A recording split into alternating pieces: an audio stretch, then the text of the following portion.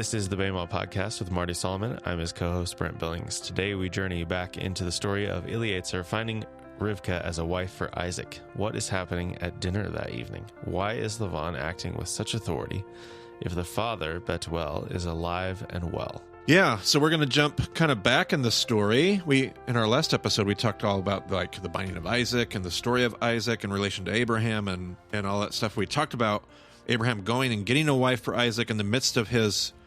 We glossed right over that story. So now I want to go back and look at some Midrash that I have found and learned from.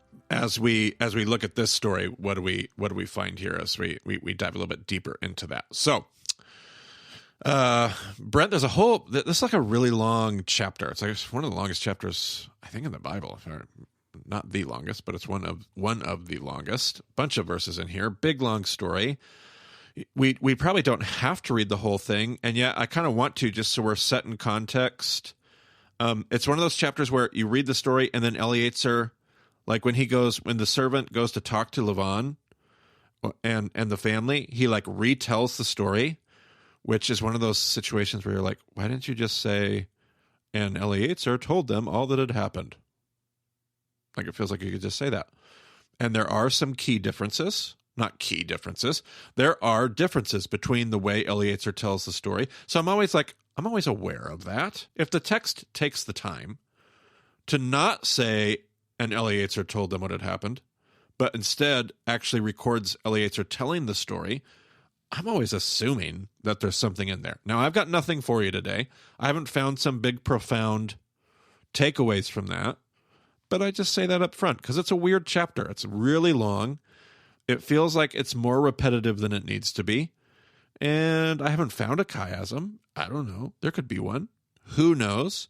But Brent, we're going to go to Genesis 24. I'm going to interrupt you more and more as we get closer to the end of the story. But if you want to add any questions and commentary towards the beginning of the story, feel free. And you know me. I'm probably going to interrupt you all the time anyway. So... feel free to go and get started. Well, before I even start, I'm going to interrupt myself and say that it is the 8th longest chapter in the Bible by word count. There you go, Brent Billings. Brent Billings for everybody. That is what he does right there. I love that. Yeah, always fact checking as much as I can. So let's get into some actual text, huh? Abraham was now very old, and the Lord had blessed him in every way. He said, now that's a question right there, in every way. Sure. Considering what we learned about the situation as it stands at that moment. Absolutely. I definitely have some questions there, but I'll just leave that to ponder. He said to the senior servant in his household, the one in charge of all that he had, put your hand under my thigh. I want you to swear by the Lord, the God of heaven and the God of earth, that you will not get a wife for my son from the daughters of the Canaanites, among whom I am living, but will go to my country and my own relatives and get a wife for my son Isaac. The servant asked him, what if the woman is unwilling to come back with me to this land? Shall I then take your son back to the country you came from? Which again, going back to our last conversation, makes, now when you read it, you're like, oh goodness, like, yeah. Elliot's just like, hey, just in case she's not interested in coming back to a house and a land where the husband is not, should I do something else? Go ahead. And I suppose, like, at that point, Abraham's just responsible for her well-being, right? So it's not like she's going to be not taken care of. She's just not going to be fulfilling the purpose that she thought she was, coming there for. Absolutely. So, anyway. So what if she's unwilling to come back? And his reply, make sure that you do not take my son back there, Abraham said. The Lord, the God of heaven, who brought me out of my father's household and my native land, and who spoke to me and promised me on oath, saying, to your offspring I will give this land. He will send his angel before you so that you can get a wife for my son from there. If the woman is unwilling to come back with you, then you will be released from this oath of mine. Only do not take my son back there. So the servant put his hand under the thigh of his master, Abraham, and swore an oath to him concerning this matter. Then the servant left, taking with him 10 of his master's camels, loaded with all kinds of good things from his master. He set out for Aram Naharaim and made his way to the town of Nahor. a footnote on Aram Naharaim. Apparently that means northwest Mesopotamia. I really should be looking at a map for this whole situation because I feel like it would help me out. I might try to dig one up and throw it in the show notes if I can find something that kind of shows I might throw it in the last episode too, but to see like where the servant's traveling to, where Avram is hanging out, where Isaac is coming from. Again, ladies and gentlemen, Brent Billings. There you go. Yeah, well, don't give me any credit until you see it in the show notes, but I'm going to look for something. So let me go back just a little bit. Then the servant left, taking with him 10 of his master's camels loaded with all kinds of good things from his master. All right, so we should probably stop ourselves right there and note 10 camels. Does that sound like a lot of camels to you, Brent? I mean, considering I have 0 camels, yes, it does sound like quite a bit. In this case, it's a good assumption. He is headed to this land with plenty of goods in tow. He's got a nice little array of gifts here. So, all right, that's going to be relevant. Go ahead. A caravan of camels, perhaps. Yes. 5 camels per hand, which seems like too many camels to handle. Absolutely. Okay, so he set out for Aram Naharaim, which footnote says is northwest Mesopotamia, and I might try to find a map and throw it in the show notes, because especially after last episode, and I should probably put it in the show notes for that episode too, I feel like it would be really helpful to see like where the servant is going, where Isaac is coming from, where Abraham is waiting for all this to happen. So if I can find something, I'll put it in the show notes. So the servant set out for Aram Naharaim and made his way to the town of Nahor. He had the camels kneel down near the well outside the town. It was toward evening, the time the women go out to draw water.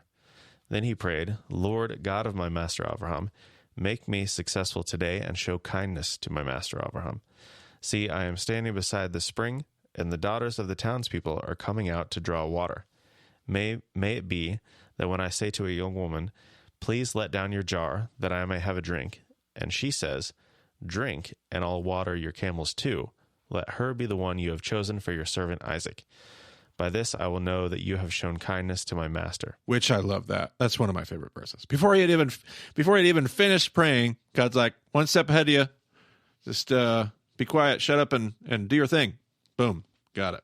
Before he had finished praying, Rebekah came out with her jar on her shoulder. She was the daughter of Bethuel, son of Milcah, who was the wife of Abraham's brother Nahor. The woman was very beautiful, a virgin. No man had ever slept with her. She went down to the spring, filled her jar, and came up again. Now, Brent, did you ever check? Did we do an episode on this story? We covered this in session 1, right? I mean, I'm sure we did it to some. I vaguely remember. I should have listened back to all these episodes and have a little more context. I feel like we went through the first part of it, and then we kind of skipped over his retelling. Right, but we went over the fact that what she's doing is so radically hospitable, right? We pointed that out. Oh, yeah. Like what he's requesting, just to remind ourselves now years later. He's asking God to provide somebody who, if I'm going to find a wife for my master that's going to fit in this family, she's going to have to be radically committed to hospitality, or she ain't the right one. And so his request is crazy. It's absolutely, he's asking for somebody to come out and be willing to make 100 trips to water this massive caravan that we just talked about, full of gifts. Like this is, and yet before he even finished praying, God's like, look up, got it, boom. I believe this would have been episode 12, A Mission Realized. Yeah, great. Okay. Which I'll throw in the show notes. Okay, so moving on. So she went down to the spring, filled her jar, and came up again. The servant hurried to meet her and said, please give me a little water from your jar. Drink, my lord, she said, and quickly lowered the jar to her hands and gave him a drink. After she had given him a drink, she said, I'll draw water for your camels too, until they have had enough to drink. So she quickly emptied her jar into the trough, ran back to the well to draw more water, and drew enough for all his camels. Without saying a word, the man watched her closely to learn whether or not the Lord had made his journey successful. Is she going to water every last camel? Because if she doesn't, I'll know that the Lord is so crazy. And I think our estimate was something like probably 100 trips down into the well to get enough water. I was told at least it's going to take 10 trips to, like, if those camels are, now if they're not totally thirsty, if they're not needing to be completely watered after that journey. It could have been less, for sure. We don't know for a fact. But if the assumption is they've just gotten done with the journey, those are thirsty camels. I was told at the very least 10 trips into the cistern per camel. 10 camels, that's 100 trips, probably closer to 200 is what I was told over in Israel. And the camel being, a wild animal, more or less. I mean, domesticated of sorts, but the camel is going to drink until it's full, and then it's going to stop. Correct. It's not going to, that's just its instinct. Right. Just as like we have an instinct to drink when we're thirsty. The camel doesn't really have any control over that. So if the camel's had enough to drink, it's going to walk away or whatever. He's going to know when the camels have had enough. Yep. And he's watching to see if she just continues until they all stop. Absolutely. Yep. When the camels had finished drinking, the man took out a gold nose ring weighing a beka and 2 gold bracelets weighing 10 shekels. All right, which that's relevant, particularly because episodes ago, Brent, when we were talking all the way back with Jacob, what did the Midrash point out that Jacob did not have when he came to meet Rachel? This is later in the story, so we're bouncing around, but he didn't have anything to give her. He didn't have any, and particularly in the Midrash, it mentions what? Bracelets, I'm guessing. Exactly. Foreman mentioned it in his book. The Midrash specifically mentions bracelets, which this is the story preceding. This would have been his mother, like Jacob's mother, Rivkah. So he knows when he gets to whose house? Whose house are we going to be going to here? Laban. Laban. And right now Laban is the son of Bethuel. Later in the story, when it's Jacob, Laban's going to now be the patriarch. But this is the same home. Like this is for when Jacob gets back here later in history, this is going to be a repeat because Eliezer, when he came to get his mother, had all kinds of bracelets, and Jacob's going to end up with no bracelets. So this is, again, a relevant mention that's going to be connected to the Midrash. But go ahead. I love it. I love it. Then he asked, "Whose daughter are you? Please tell me, is there room in your father's house for us to spend the night?" She answered him, "I am the daughter of Bethuel, the son that Milcah bore to Nahor."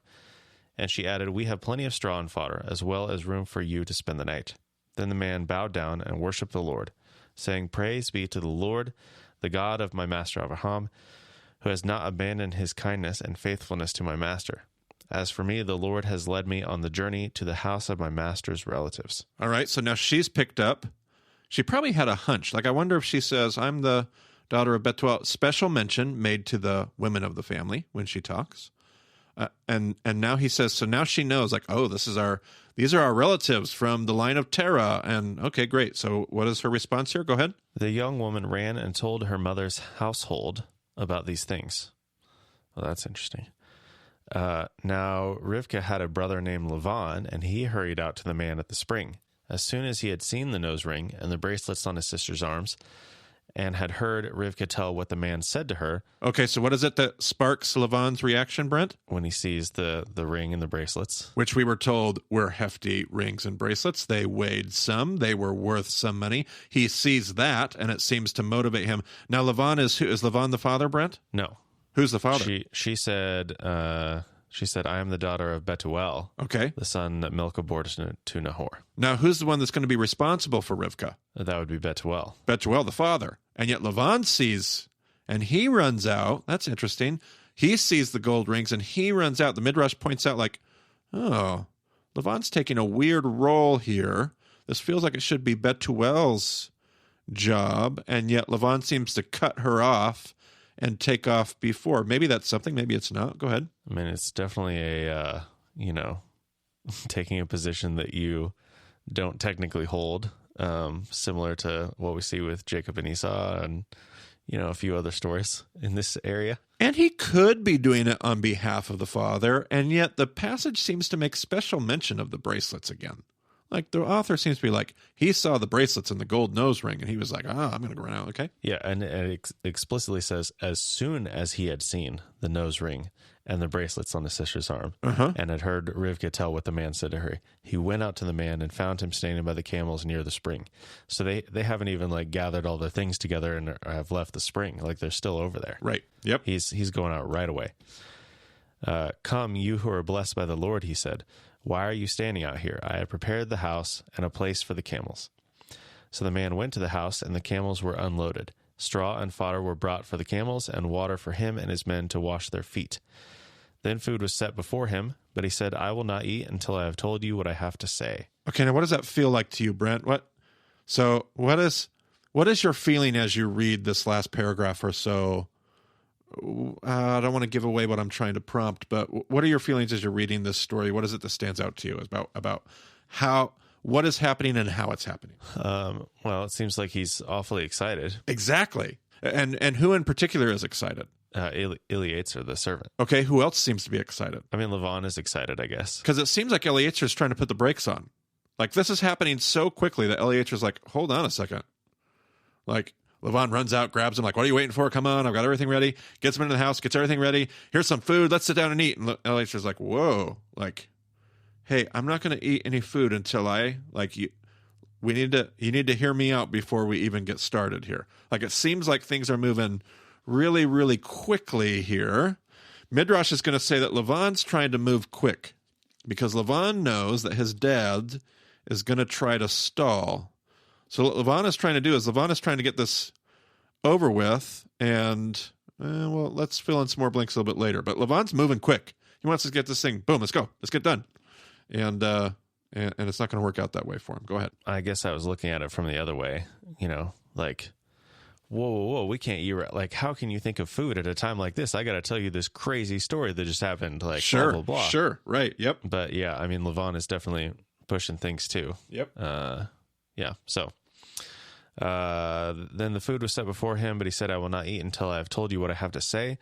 Then tell us, Laban said. So he said, I am Abraham's servant. The Lord has blessed my master abundantly, and he has become wealthy. He has given him sheep and cattle, silver and gold, male and female servants, and camels and donkeys.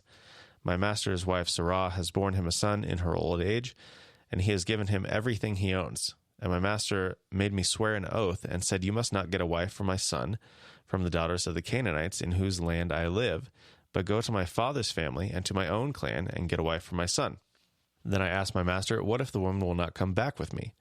He replied, the Lord, before whom I have walked faithfully, will send his angel with you and make your journey a success, so that you can get a wife for my son with my own clan and from my father's family. You will be released from my oath if, when you go to my clan, they refuse to give her to you. Then you will be released from my oath. When I came to the spring today, I said, Lord, God of my master Abraham, if you will, please grant success to the journey on which I have come. See, I am standing beside the spring. If a young woman comes out to draw water, and I say to her, please let me drink a little water from your jar, and if she says to me, drink, and I'll draw water for your camels too, let her be the one the Lord has chosen for my master's son. Before I finished praying in my heart, Rebekah came out with her jar on her shoulder. She went down to the spring and drew water, and I said to her, please give me a drink. She quickly lowered her jar from her shoulder and said, drink, and I'll water your camels too.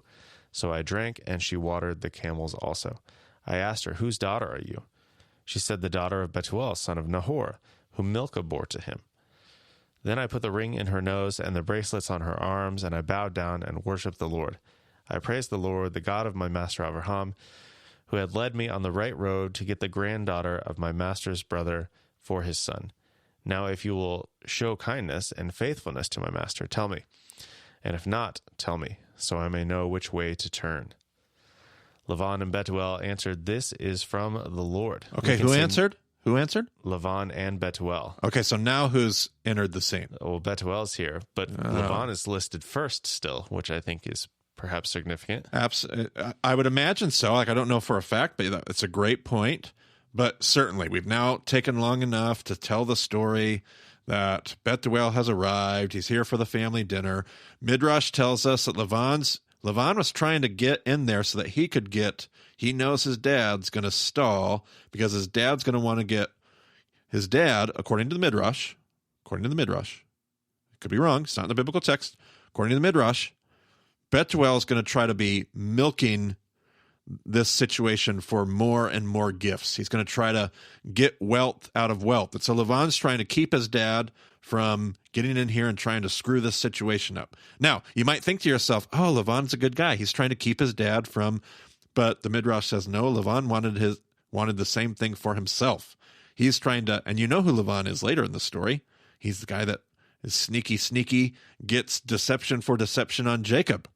Like Laban's far from, if you know your biblical text, this person who's full of benevolence, but there's this war between father and son about who's going to be able to get this situation, get this servant, get Abraham's family for more and more wealth for themselves. So that's what the Midrash says is the backstory going on here. But now Bethuel's in the picture. Okay. Laban and Bethuel answered, "This is from the Lord. We can say nothing to you one way or the other. Here is Rivkah. Take her and go, and let her become the wife of your master's son, as the Lord has directed." When Abraham's servant heard what they said, he bowed down to the ground before the Lord. Then the servant brought out gold and silver jewelry and articles of clothing and gave them to Rivkah. He also gave costly gifts to her brother and to her mother. Okay. So he gives articles of clothing and jewelry to who? To Rivkah. To Rivkah. And to her brother and to her mother. And who's not mentioned? The dad. The dad. Midrash says he died during dinner. Like, his greed was so great, his sneaky conniving, his name, what does his name mean, Brent? If you look up Bethuel in the lexicon you got in front of you, what does Bethuel mean? It means God destroys, or man of God, or dweller in God. Which seems like a little bit... Yeah, can go all kinds of different directions, right? And the Midrash pulls on that first meaning, which was, what was the very first one you said? God destroys. God destroys. And it says, God destroyed him that night. The reason that he's at dinner, the reason that Laban's trying to get in front of his dad is because he knows his dad is so greedy, he's going to try to get stuff out of this situation. And in fact, he is so greedy that God actually demands his life before the dinner is even done. He dies during dinner. Bethuel passes away. And then, so that when it comes, by the time dinner is over, at the end of dinner, which I'm sure was a mood killer, but by the end of dinner, the only people there to receive gifts are Laban, and yet the Midrash points out, who does he, talk about those gifts there. What do you notice about those gifts? It's interesting, he gives the jewelry and the articles of clothing. Go ahead. To Rivkah, gold and silver jewelry and articles of clothing to Rivkah. He also gave costly gifts to her brother and to her mother. Do you have any footnotes on costly gifts? Not in the NIV. Let's see. Does the NET help us out here at all? Ooh. No. The Midrash specifies that that's fruit. The Midrash says what he gives to the mother and brothers is fruit. Now, if you didn't read costly gifts, but you read instead fruit, Brent, how do you feel about the gift giving? It seems a little off balance, I guess. He definitely is making sure that somebody gets the wealth and the other people get the nice obligatory thank you.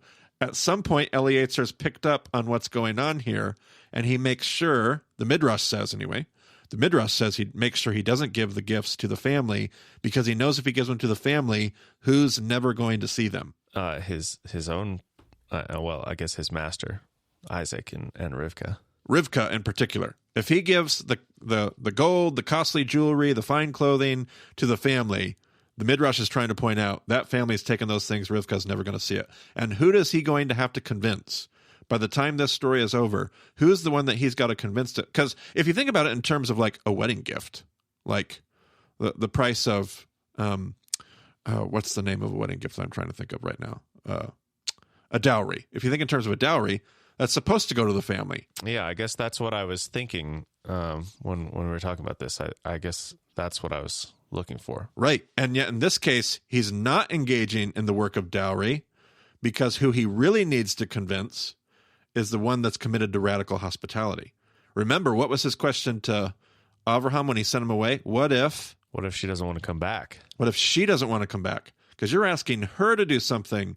Like the family, they can take the dowry, and Rivkah, if she's not in on this, so there's a really interesting, fantastic little ditty there. Go ahead and keep reading, or ask some more questions, Brent. Whatever your pleasure is. Yeah, I guess. I mean, maybe because they're family, like they're close family, that he doesn't feel like he needs to give as much because there's already like some sort of established relationship there.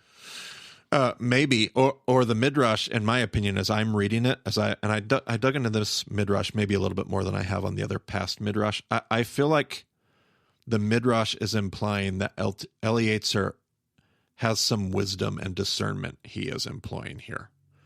And he realizes that he's going to get taken to the cleaners and this family's in it for all the wrong reasons. And I'm here for Rivka. And so I'm not, because what's going to happen next, Brent, in the story? Let's actually finish reading out your passage here so that we can talk about the rest of the verses that come later. Yeah. So when they got up the next morning, he said, or did I finish that last part? He gave the costly gifts he gave the stuff to Rivka, gave the costly gifts to the brother and mother. Then he and the men who were with him ate and drank and spent the night there. When they got up the next morning, he said, "Send me on my way to my master." But her brother and her mother replied, "Let the young woman remain with us 10 days or so, then you may go." But he said to them, "Do not detain me, now that the Lord has granted success to my journey. Send me on my way so I may go to my master." Then they said, "Let's call the young woman and ask her about it." So they called Rivkah and asked her, "Will you go with this man?" "I will go," she said. And that's your climactic moment right there. So when you hear the Midrash, why is the family stalling according to the Midrash? Why is the family like, no, you should stay some more? Like, why do you suppose they're trying to get her to stay? It's not because they don't want to, we're going to miss our daughter so much. Like, that's not their concern in that ancient world.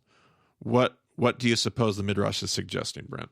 I guess they're trying to get a hold of some of that gold and silver and fancy clothes. Absolutely.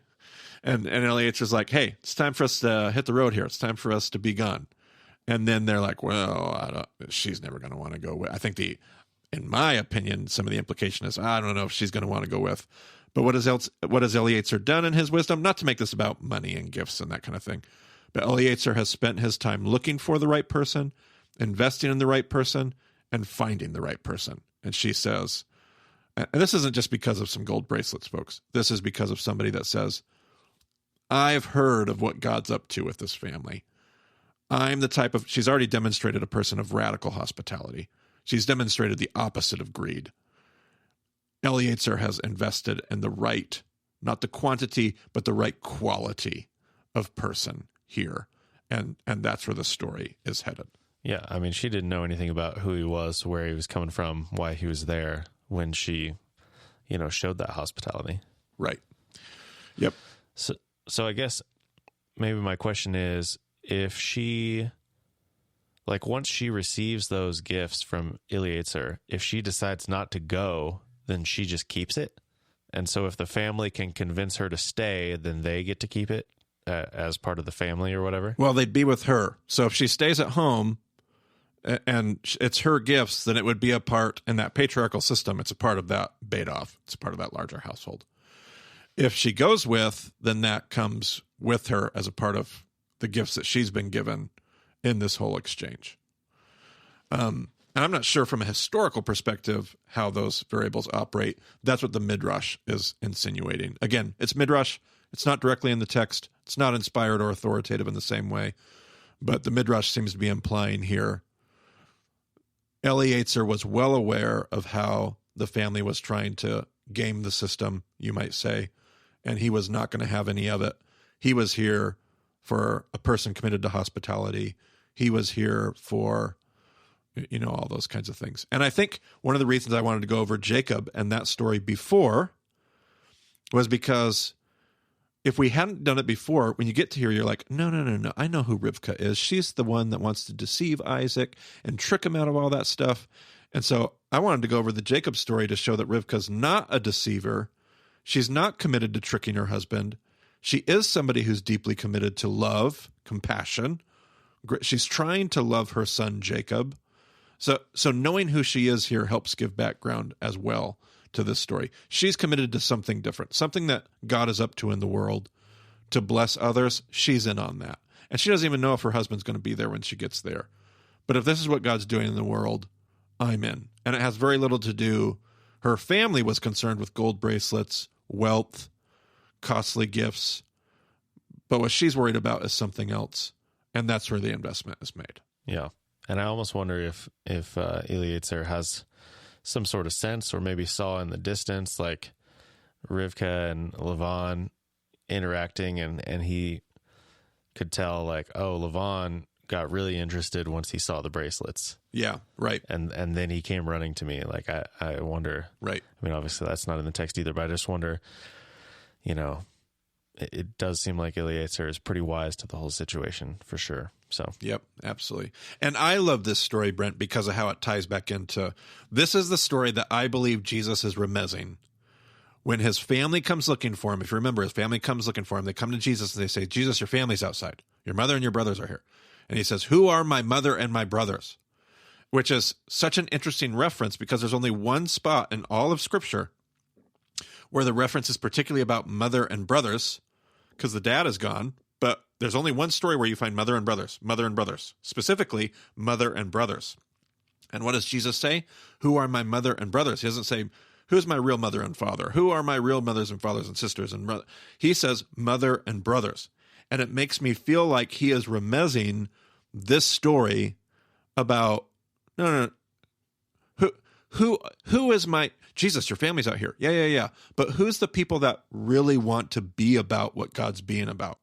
Like, these people want me to be Messiah. And there's all kinds of indications with Jesus' larger family that they were trying to get him to be the kind of person they want him to be. And yet Jesus is about the agenda of the kingdom. Who is it that really wants to, are you just in this because of what I can give you? Are you just in this because of how the signs I can provide, the ways that I can heal, the king that you want me to be? Or are you in this because of what God is doing in the kingdom? And I think that's why he's remezing this story, in my opinion, when his family comes looking for him. Who's really in on the project of God? It's really not him like being mean to his family or kicking them out the door. It's Jesus making a teaching moment about, I realize my family is outside. My biggest concern is the mission of God and what's happening and who wants to be in on that. Like, that's just a powerful teaching moment in my mind. It's good stuff. All right, I think that does it for another episode on the Midrash. I think that's it. That's good. Until next time. Plenty of stuff to consider as you go in the next week. So if you want to get a hold of Marty, you can find him on Twitter at Marty Solomon. I'm at EIBCB.